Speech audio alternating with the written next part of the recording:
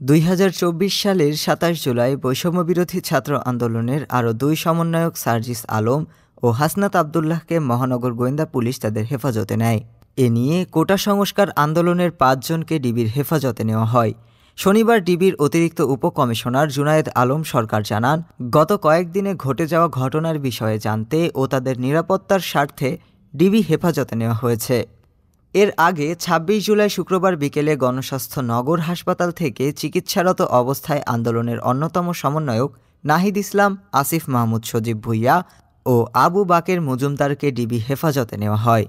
ছাত্র জনতার গণ অভ্যুত্থানে ২০২৪ সালের ২৬ জুলাই কোটা সংস্কার আন্দোলনকে ঘিরে গাজীপুরের সর্বত্র থমথমে অবস্থা বিরাজ করছিল।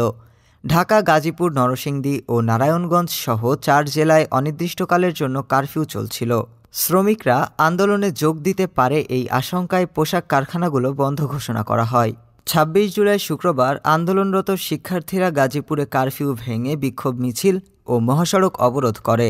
জেলা সদর ও ঢাকা ময়মনসিংহ মহাসড়কের বিভিন্ন পয়েন্টে পুলিশ ও সেনাবাহিনীর সদস্যরা সতর্ক অবস্থানে থাকলেও শিক্ষার্থীরা মহানগরীর টঙ্গী কলেজ গেট, গাজীপুরা বড়বাড়ি, চান্দনা চৌরাস্তা ও শিববাড়ি মোড়ে অবস্থান নিয়ে বিক্ষোভ করতে থাকে।